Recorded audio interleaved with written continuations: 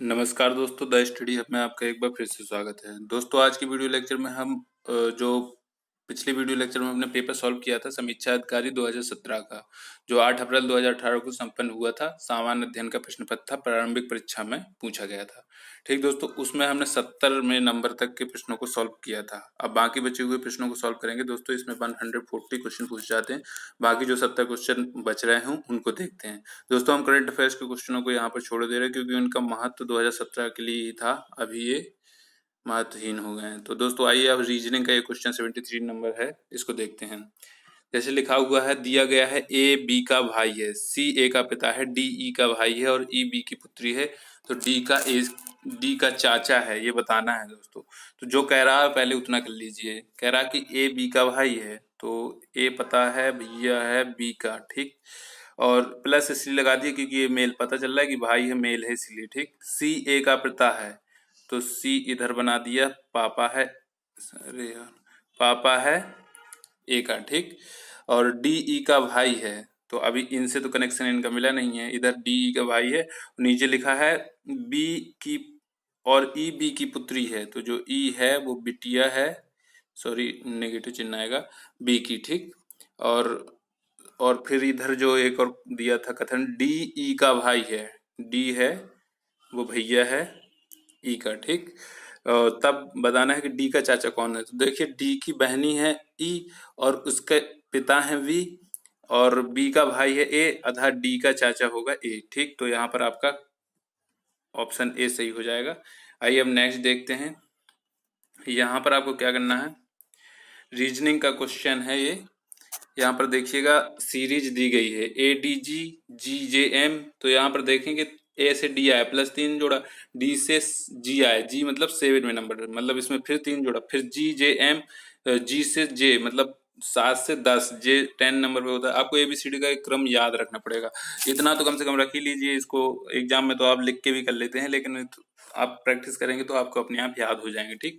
जी जे M, M 13वें number पे आया, जे से यानी 3 3 प्लस जोड़ते जाना है। एस आए, यहाँ लास्ट में एस लिया, प्लस 3 जोड़ेंगे तो एस से 19 में प्लस 3 करेंगे तो 22 हो जाएगा, यानी वी। तो बी में प्लस 3 जोड़ेंगे यानी 22 में 3 जोड़ेंगे तो 25 यानी वाई, ठीक। 25वें नंबर पे वाई आता है। तो इस प्रकार पे एस बी वाई, ये आपका सी पार्ट सही आंसर हो जाएगा। आइए नेक्स्ट देखते हैं। यहाँ पर आपको रीजनिंग के त्रिभुज टाइप का दिया गया है, इसमें आपको जो x लिखा है उसके स्थान पर बताना है कि क्या आएगा दोस्तों। तो देख लेते हैं। तो सबसे पहले तो आपको देखिए, यहाँ पर 18 लिखा है, कैसे आया है। तो दोस्तों स्क्वायर वगैरह कुछ ऐसा हुआ होगा, या तो गुणा हुआ होगा, स्क्वायर हुआ होगा, क्योंकि बड़ी संख्या लानी है। तो 5 लिखा है, 4 लिखा है और 3 लिखा है। तो पहले तो 5 का स्क्वायर करेंगे और -4 का स्क्वायर किया तो कितना आ जाएगा, 9। 25 - 16 इक्वल टू 9, प्लस इसमें 3 का स्क्वायर जोड़ देंगे, 9 यानी 18। यहाँ से हमको पता चल गया ये बीच वाली संख्या कैसे आ रही है। इसका स्क्वायर माइनस इसका स्क्वायर प्लस इसका स्क्वायर, 7 7 49 -9 मतलब 3 का स्क्वायर 9, 40 हो जाएगा, प्लस 5 का स्क्वायर 25, तो इज इक्वल टू यहाँ 65 आ गया। अब इसी में वही रूल्स यहाँ लगा लेंगे। तो यहाँ पर करेंगे 9 9 81 और 3 त्रिकाली 9, ठीक, प्लस क्या करेंगे, छाई छाई 36। तो दोस्तों यहाँ पर आपका आंसर आ जाएगा 108। इसको घटाएंगे और जोड़ देंगे तो आपका आंसर आ जाएगा 108। 72 प्लस 36 करेंगे तो 108 आ जाएगा। नेक्स्ट देखते हैं। ये क्वेश्चन था आपका 75 76 से देखते हैं। 76 में ये क्वेश्चन दिया गया है एक स्कूल की घंटी 8 बार बजने में 14 सेकंड लेती है, इसे 4 बार बजने में कितना समय लगेगा। दोस्तों स्कूल की घंटी मतलब 8 बार टन टन टन टन करने में 14 सेकंड लग रहे हैं, यानी जो घंटी बज रही है, यानी पहली बार जब बजेगी तो उसमें टाइम तो काउंट होगा नहीं, 0 सेकंड में बज जाएगी। फिर दोबारा बजी, तिबारा बजी, 4 बार बजी, 5 बार, 6 बार, 7 बार, 8 बार। 8 बार बजेगी तो इसके बीच गैप कितने हैं, 1 2 3 7 गैप आएंगे, यानी 7 गैप जो है वो 14 सेकंड लेता है। और जब 4 बार बजाएंगे तो दोस्तों गैप कितना आएगा, 3 गैप आएंगे, एक कम गैप आता है। तो 3 गैप के लिए जब 7 का यहाँ दूना 14 हुआ तो इनका दूना 6, यानी 6 सेकंड आपका लग जाएगा टाइम, ठीक। नेक्स्ट देखते हैं। देखिए 2018 क्वेश्चन, इसको छोड़ रहे हैं, ये भी करंट का है, ये भी करंट के हैं। करंट के क्वेश्चन दोस्तों उसी समय के लिए ये ठीक थे, अभी करना ठीक नहीं। ये सारे करंट के ही हैं। एक मिनट।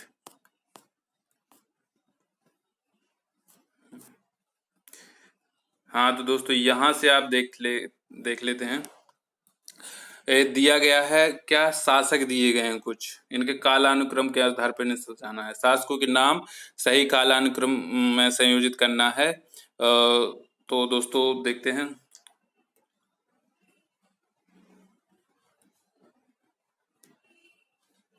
हाँ तो यहाँ पर दोस्तों ये चंदेल वंश के शासक हैं जो दिए गए, विद्याधर, धंग, यशोवर्मा और कीर्तिवर्मा। तो इनका कालानुक्रम क्या रहा है इसके बारे में बताना है दोस्तों। सबसे पहले जो थे वो थे यशोवर्मा का राज था, यानी ये पहले नंबर पे आ जाएंगे। फिर इसके बाद धंग महोदय जी आए हैं, मतलब धंग जी का शासन रहा है। फिर इसके बाद विद्याधर का रहा है, फिर लास्ट में कीर्तिवर्मा का रहा है। यानी आपका सीरियल हो जाएगा 3214। पहला नंबर आपका सही हो जाएगा। अब नेक्स्ट देखते हैं। ये लिखा है गुर्जर प्रतिहार शासकों में से किसकी उपाधि आदि वराह थी। तो दोस्तों मिहिर भोज की उपाधि जो थी वो आदि वराह की थी। नेक्स्ट देखते हैं। ये वाला करंट्स का है दोस्तों। ये अभिलेख दिए हैं और दूसरे में शासक दिए हैं, कह रहा है कि कौन सा सुमेलित नहीं है। तो दोस्तों नासिक जो अभिलेख है वो गौतमी पुत्र सातकर्णी से संबंधित है। सातवाहन वंश का बहुत ही ज्यादा मतलब सबसे प्रतापी शासक था गौतमी पुत्र सातकर्णी। हाथी गुफा अभिलेख है खारवेल से संबंधित, ये भी सही है। और जो भीतरी अभिलेख है दोस्तों ये पुलकेशिन द्वितीय से नहीं, पुलकेशिन द्वितीय से संबंधित जो अभिलेख है वो है ऐहोल प्रशस्ति सबसे ज्यादा, तो यही वाला गलत है। और गिरनार रुद्रामन से संबंधित है, ठीक। और भीतरी अभिलेख किससे संबंधित है दोस्तों, स्कंदगुप्त से संबंधित है। नेक्स्ट देखते हैं। यहाँ पर फिर से यहाँ मिलाना है, फिर नीचे जो कूट दिए उसके आधार पर सही उत्तर का चयन करना है। तो दोस्तों यहाँ पर आपको देखना है कि आचार दिए हैं और सिद्धांत दिए हैं। तो दोस्तों यहाँ पर देखिए जो भद्रबाहु हैं वो जैन धर्म से संबंधित हैं। भद्रबाहु का तो नाम कॉमनली सुना ही होगा, जैन धर्म से संबंधित है। और नागार्जुन जो हैं वो शून्यवाद से संबंधित है। और लकुलीस जो संबंधित है, लकुलीस का संबंध जो है दोस्तों वो आपका है पाशुपत से, ठीक। और गौशाल है आजीवक से संबंधित, ठीक। मिला लीजिएगा और जो सही कूट हो उसका चयन कर लीजिए। लिखा हुआ है निम्नलिखित में से किस शासक ने विक्रमशिला विश्वविद्यालय की स्थापना की थी। तो दोस्तों धर्मपाल ने विक्रमशिला विश्वविद्यालय की स्थापना की थी। पाल वंश के जो गोपाल प्रथम थे उनके जो योग्यतम पुत्र थे धर्मपाल, इन्होंने विक्रमशिला विश्वविद्यालय की स्थापना करवाई। साथ ही साथ इन्होंने नालंदा विश्वविद्यालय खर्च हेतु 200 गांवों में दान दिया था, ठीक। तो यहाँ पर आपका जो सही आंसर होगा धर्मपाल होगा। आइए नेक्स्ट क्वेश्चन देखते हैं।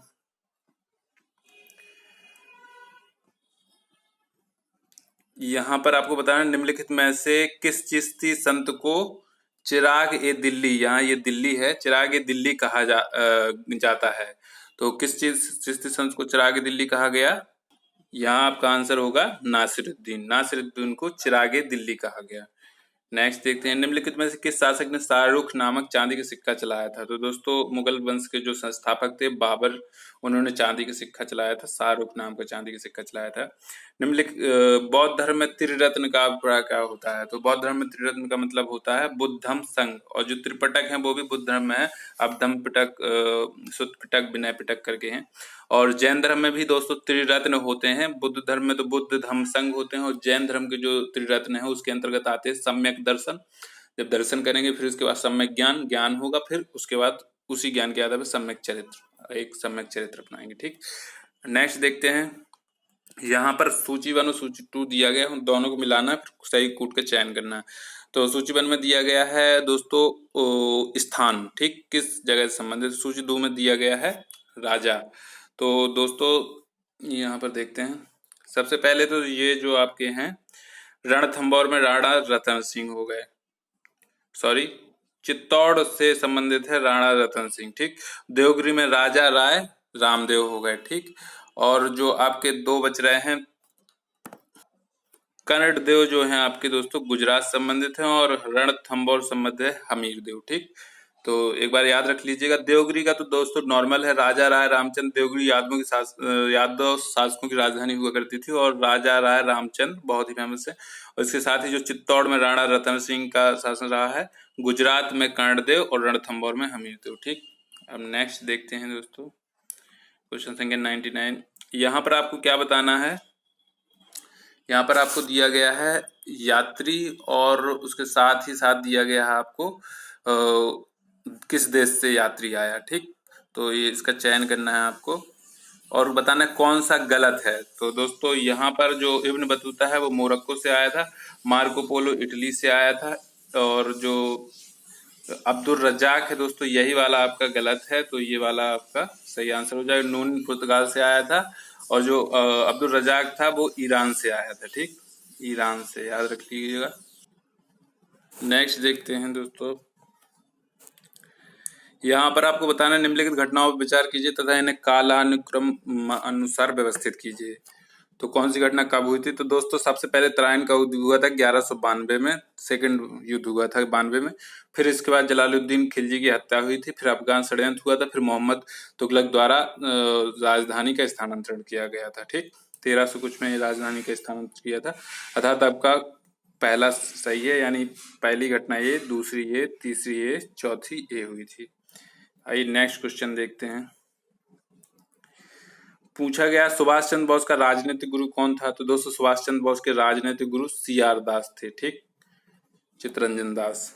यहाँ पर दोस्तों बताना क्या है, विद्रोह दिया है, समय अवधि दिया है कि किस समय कौन सा विद्रोह हुआ था। तो जो आपका है अहोम विद्रोह दोस्तों ये 1828 में हुआ था। कोल विद्रोह हुआ था 1831 से 32 में। संथाल विद्रोह हुआ था 1855 से 56 के बीच में, और मोपला विद्रोह हुआ था 1921 में। ठीक है, इसी के आधार पर आप इस नीचे कूट मिला लीजिए। निम्नलिखित में से किस शासक ने दीवान अमीर को ही? तो दोस्तों मोहम्मद बिन तुगलक ने पृथक कृषि विभाग की स्थापना की थी जिसका नाम था दीवान अमीर को ही। ये वाला जो है ऑपरेशन रूबिकॉन वह कूट शब्द था जिसे भारत में ब्रिटिश सरकार द्वारा निम्नलिखित में से किस संदर्भ में प्रयोग में लाया जाना था? तो दोस्तों जेल में गांधी जी का आमरण अनशन था, उसके लिए इस शब्द का प्रयोग किया गया था ब्रिटिश सरकार के द्वारा, ऑपरेशन रूबिकॉन। ठीक, नेक्स्ट देखते हैं। चंपारण कृषि जांच समिति का सदस्य निम्नलिखित में से कौन नहीं था? तो दोस्तों अनुग्रह नारायण जी चंपारण कृषि जांच समिति के सदस्य नहीं थे। ये लिखे हुए हैं। घटनाओं पर विचार कीजिए, फिर इसके बाद इसको सजाना है कि कौन सी घटना कब हुई थी। तो आइए देख लेते हैं इसको।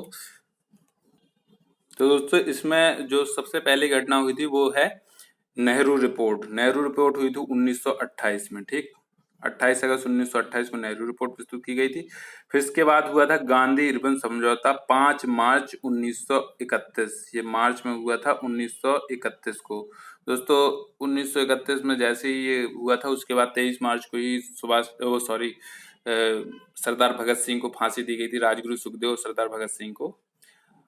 इसके बाद जो घटना हुई थी वो है द्वितीय गोलमेज सम्मेलन। ये हुआ था सितंबर में, 7 सितंबर से 1 दिसंबर के बीच चला था दोस्तों 1931 में ही। ठीक, फिर नेक्स्ट जो घटना हुई थी वो था सांप्रदायिक पंचाट। ये हुआ था 1932 की घटना है। तो इस प्रकार आप क्रम से सजा लीजिए। ये चौथा नंबर पहले आएगा, फिर इसके बाद आएगा पहला नंबर गांधी इरविन समझौता, फिर द्वितीय गोलमेज सम्मेलन तीसरा नंबर, फिर लास्ट में आएगा दूसरा नंबर। तो कूट के अनुसार आप व्यवस्थित कर लीजिए। आइए दोस्तों नेक्स्ट क्वेश्चन देखते हैं। यहाँ पर ये हो गया 107वां प्रश्न देखना। यहाँ पर दोस्तों समाचार पत्र दिया है एक तरफ उनके संपादक का नाम दिया, मिलान करना है किसने कौन सा समाचार पत्र का प्रकाशन किया। यंग इंडिया दोस्तों महात्मा गांधी से संबंधित है बहुत ही, और जो मिरातुल है दोस्तों वो राजा राम मोहन राय से संबंधित है। केसरी बीजी तिलक से संबंधित है, और समाचार दर्पण जेसी मार्समैन से संबंधित है। कूका आंदोलन की नींव कहाँ पड़ी थी? तो दोस्तों कूका आंदोलन की जो नींव पड़ी थी वो आपकी पड़ी थी पंजाब में। ठीक, कूका आंदोलन की नींव पंजाब में पड़ी थी। अब यहाँ पूछा गया था निम्नलिखित में से कौन सा व्यक्ति आजाद हिंद फौज से नहीं जुड़ा? तो दोस्तों ये जो नाम दिए गए major general Shahnawaz Khan, colonel Prem Kumar Sahgal, colonel Shaukat Ali Malik, major Kartar Singh, ये चारों लोग दोस्तों आजाद हिंद फौज से जुड़े हुए थे। तो दोस्तों आयोग ने इस क्वेश्चन को अलग कर दिया था मूल्यांकन से, क्योंकि चारों लोग इससे जुड़े थे। अब यहाँ पर दोस्तों फिर से घटनाएं दी गई हैं आपके सामने। अगस्त प्रस्ताव, पूना समझौता, तृतीय गोलमेज सम्मेलन, सांप्रदायिक निर्णय, इनमें इसको फिर आपको सही कालानुक्रम के अनुसार पर सजाना है। तो देखते हैं दोस्तों इसमें। तो दोस्तों इसमें सबसे पहले जो हुआ था वो हुआ था आपका सांप्रदायिक अधिनियम, सांप्रदायिक निर्णय। ये हुआ था 16 अगस्त 1932। ठीक, 3 घटनाएं दोस्तों इसमें 1932 में घटित हुई थी, बस मंथ का डिफरेंस है। फिर इसके बाद सितंबर में हुआ था दोस्तों पूना समझौता, 24 सितंबर को 1932 में हुआ, 24 सितंबर 1932। ठीक, फिर जो नेक्स्ट घटना घटी थी दोस्तों वो फिर इसके बाद हुआ था आपका तृतीय गोलमेज सम्मेलन। ये हुआ था 1932 को, नवंबर में हुआ था, 17 नवंबर 1932। ठीक, और जो लास्ट घटना थी दोस्तों वो हुआ था, अगस्त प्रस्ताव पता ही होगा, 1940 में हुआ था, 8 अगस्त 1940। 8 अगस्त 1940, एकदम एग्जैक्ट तो नहीं पता रहता, लेकिन दोस्तों ये ईयर पता होना चाहिए, 1940 के समथिंग घटना हुई है। तो इस प्रकार दोस्तों आपने ये क्वेश्चन देखा। अब नेक्स्ट देखते हैं, निम्नलिखित में से कौन सा युग्म सही सुमेलित नहीं है। तो दोस्तों पहला ही जो है वो सही सुमेलित नहीं है, लिखा है स्थानीय स्वशासन। तो दोस्तों स्थानीय स्वशासन लॉर्ड लिटन से संबंधित नहीं था, लॉर्ड रिपन से संबंधित था, तो ये आपका गलत हो गया। ठीक, तो यही आपका आंसर हो जाएगा दोस्तों। सहायक संधि लॉर्ड बेलेजली ने चलाई थी, राज्य अपहरण नीति लॉर्ड डलहौजी से संबंधित, स्थायी बंदोबस्त लॉर्ड कॉर्नवालिस से संबंधित है। नेक्स्ट देखते हैं, निम्नलिखित में से कौन सा बहुलक जैव निम्नीकृत नहीं किया जा सकता है। तो दोस्तों पीवीसी यानी पॉलीवाइनिल क्लोराइड, इसको जैव निम्नीकृत नहीं किया जा सकता। जैव निम्नीकृत मतलब इसको दोस्तों विघटित नहीं किया जाता, जीवाणुओं के द्वारा विघटित नहीं किया जा सकता है। तो अब नेक्स्ट क्वेश्चन देखते हैं दोस्तों। यहाँ पर आपको मैच करना है, क्या करना है बताना है कि निम्नलिखित में से कौन सा सही सुमेलित नहीं। यहाँ पर धातु दी है, उसका अयस्क दिया है। तो दोस्तों एल्यूमिनियम का अयस्क बॉक्साइट होता है, बिल्कुल सही है। कॉपर का सिनेबार नहीं होता, ये मरकरी का अयस्क होता है, Hg।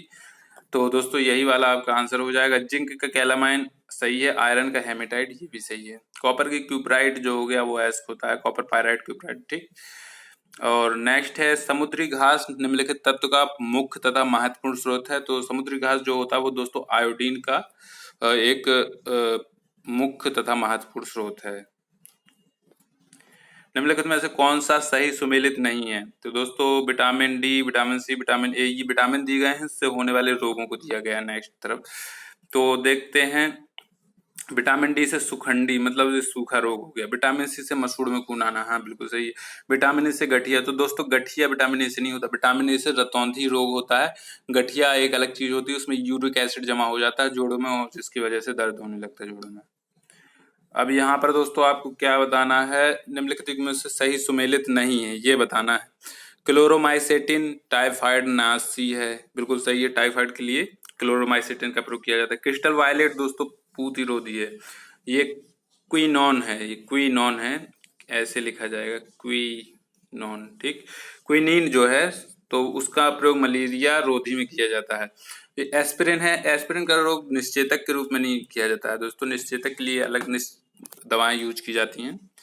ठीक, नेक्स्ट देखते हैं, मकड़ियों द्वारा उत्पादित रेशम कहलाता है। तो दोस्तों मकड़ियों द्वारा जो रेशम उत्पादित किया जाता है उससे कहते हैं गॉसमर रेशम, गॉसमिर रेशम। ठीक, और ये क्वेश्चन दिया है, बायोलॉजी का क्वेश्चन है, एक सामान्य 70 किलोग्राम भार वाले वयस्क मनुष्य में रक्त की कुल कितनी मात्रा होगी। तो दोस्तों मनुष्य का जितना वजन होता है उसका 7% उसमें रक्त की मात्रा होती है। अगर 70 केजी का व्यक्ति है तो उसका 7% अगर अपन निकालेंगे बाई 100 करेंगे तो 7 सत्ते 49, तो 4.9 के समथिंग आएगा दोस्तों, ये केजी में आएगा। तो 4.9 केजी यानी 4900 ml होगा, यानी 5000 ml के समथिंग आएगा, 100 ml कम हो रहा थोड़ा, तो लगभग में पूछा गया तो दोस्तों 5000 ml हो जाएगा। और नेक्स्ट क्वेश्चन है, निम्नलिखित में से कौन सा एंजाइम प्रोटीनों को एमिनो अम्लों में विघटित करता है। तो दोस्तों पेप्सिन जो एंजाइम होता है उसका कार्य होता है प्रोटीन को तोड़कर एमिनो अम्लों में विघटित करना। नेक्स्ट देखते हैं,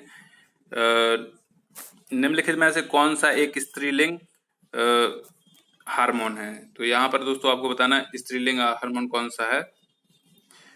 तो दोस्तों एंड्रोस्टेरॉन जो पुरुष हार्मोन है, टेस्टोस्टेरोन पुरुष हार्मोन है, ये एस्ट्रॉन है दोस्तों, इसे एस्ट्रोजन कहते हैं। ये जो है स्त्रीलिंग हार्मोन है। और थायरॉक्सिन स्त्रीलिंग हार्मोन नहीं, मतलब ये दूसरी चीज के लिए प्रयोग होता है। थायरॉक्सिन हार्मोन जो है विद्युत चुम्बकीय प्रेरण पर आधारित युक्ति है। तो दोस्तों विद्युत चुम्बकीय प्रेरण चुंबकत्व पर आधारित होता है। तो इसमें आपको बताना है तो दोस्तों डायनेमो और विद्युत मोटर दोनों ही विद्युत चुम्बकीय प्रेरण पर आधारित युक्ति होती है। डायनेमो में क्या होता है, यांत्रिक ऊर्जा जो होती है उसको विद्युत ऊर्जा में परिवर्तित किया जाता है, ठीक। और यहाँ पर जो विद्युत मोटर होता है इसमें विद्युत ऊर्जा जो होती है वो यांत्रिक ऊर्जा में परिवर्तित की जाती है। आइए दोस्तों अब नेक्स्ट क्वेश्चन देखते हैं।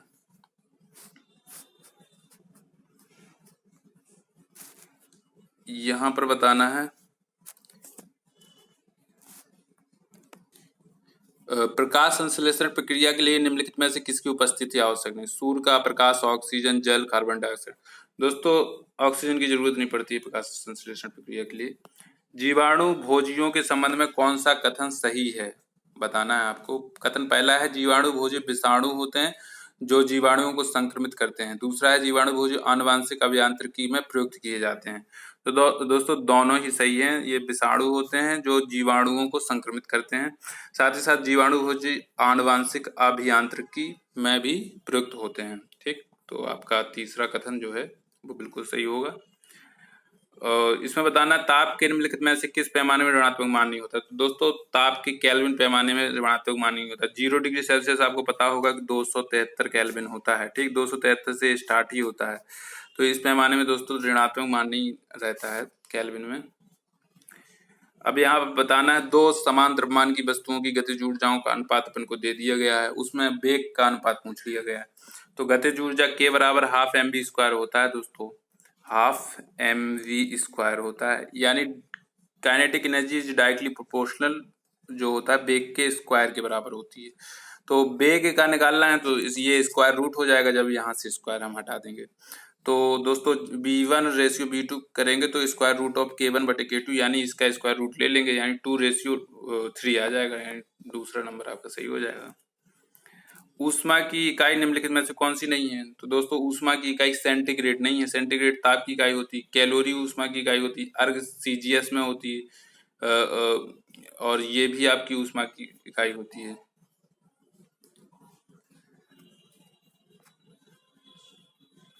और नेक्स्ट क्वेश्चन है लाइफ हाई के संबंध में निम्नलिखित में से कौन सा कथन सही नहीं है।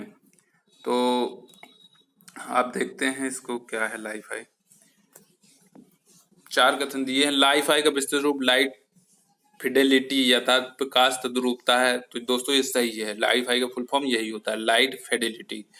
और दूसरा है भारत में लाइफ हाई का सफल परीक्षण 29 फरवरी 2018 को सूचना एवं प्रसारण मंत्रालय ने किया था। तो दोस्तों इसको करंट से भी जोड़ दिया गया था क्वेश्चन को, तो ये भी सही है, ये भी सही है। अब इसके बाद तीसरे कथन में पूछ कह रहा है लाइफ हाई द्वारा 10 GB प्रति सेकंड डाटा को 1 किलोमीटर की प्रति में भेजा जा सकता है। ये भी बिल्कुल सत्य है। और चौथा है इसका क्रियान्वयन ऑप्टिकल फाइबर नेटवर्क द्वारा किया जाता है। तो दोस्तों ये वाला आपके कथन गलत है। तो यानी पहला, दूसरा और तीसरा आपके सही हैं। तो हमें कौन सा बताना था जो सही नहीं है। तो आपका जो राइट आंसर होगा वो 4 पार्ट होगा, ठीक। ये वाला सही नहीं, बाकी सही है। इसमें बताना है निम्नलिखित में से कौन सा पदार्थ शाकनाशी नहीं है। तो दोस्तों जो ब्यूटाक्लोर है वो शाकनाशी नहीं है, ठीक। सॉरी, ब्यूटाक्लोर जो है वो शाकनाशी है। तो आपको बताना था कौन सा पदार्थ शाकनाशी है। तो दोस्तों इसमें राइट आंसर हो जाएगा ब्यूटाक्लोर, ठीक।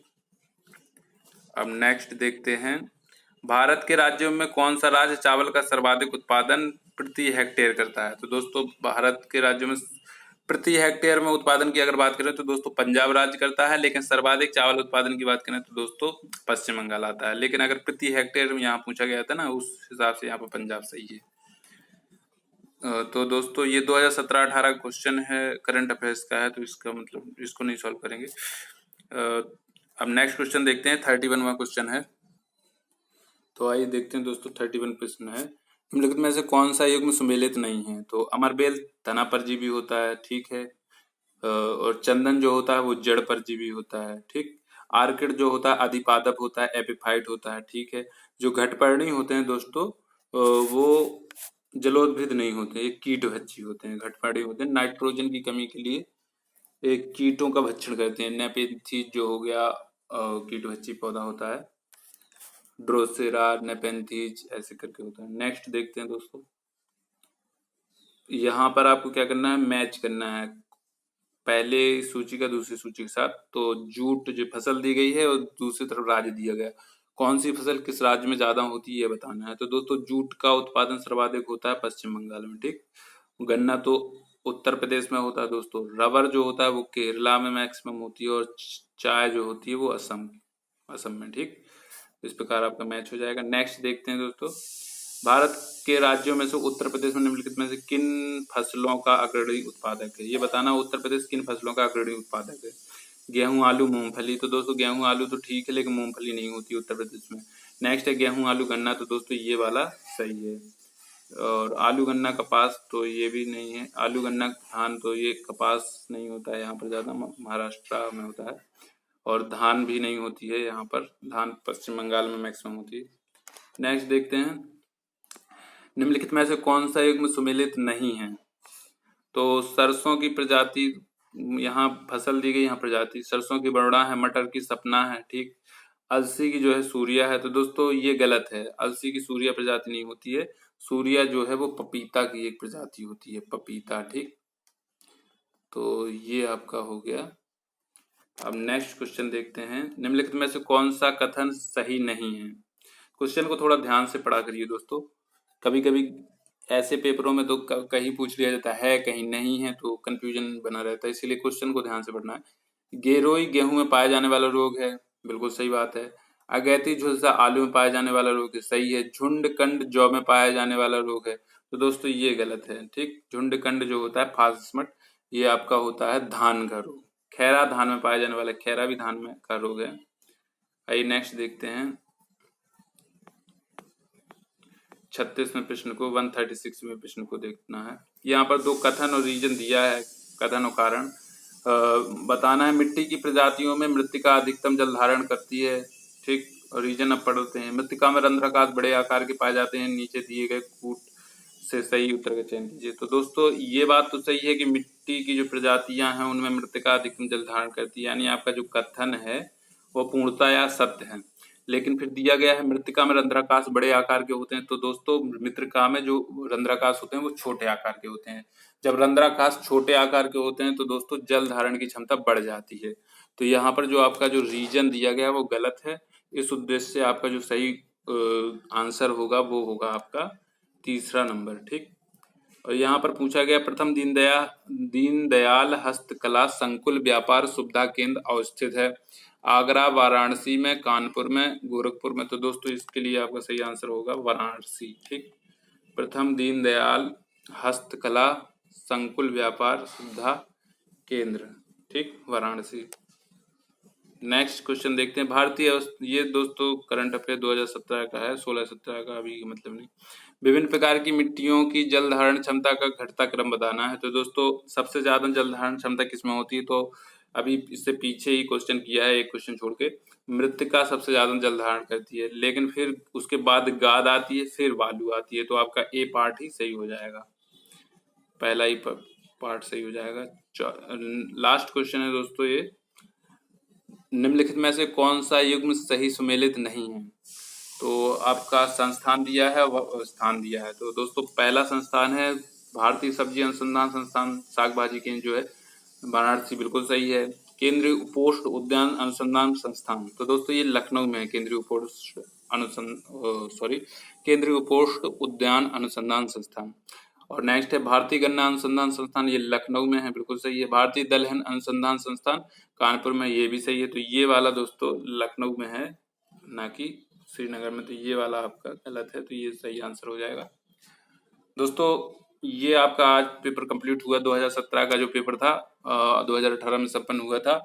आशा करता हूँ कि दोस्तों सारे के सारे क्वेश्चनों का जो बताया गया आंसर वो आपको सही लगा होगा, जो सॉल्यूशन बताया गया वो निश्चित रूप से समझ में आया होगा। फिर भी अगर कोई शंका हो तो दोस्तों आप कमेंट सेक्शन में लिख कर पूछ सकते हैं, मैं फिर से सर्च करूंगा और ज़्यादा से ज़्यादा डिटेल सॉल्यूशन आपको लिखित रूप में देने की कोशिश करूंगा। और दोस्तों अगर आपने इस वीडियो को देखा है और उसके पहले पार्ट को नहीं देखा है तो दोस्तों आप पहले पार्ट को प्लेलिस्ट में जाके देख लीजिए। नेक्स्ट वीडियो लेक्चर में फिर से मिलेंगे, तब तक के लिए दोस्तों जय हिंद जय भारत।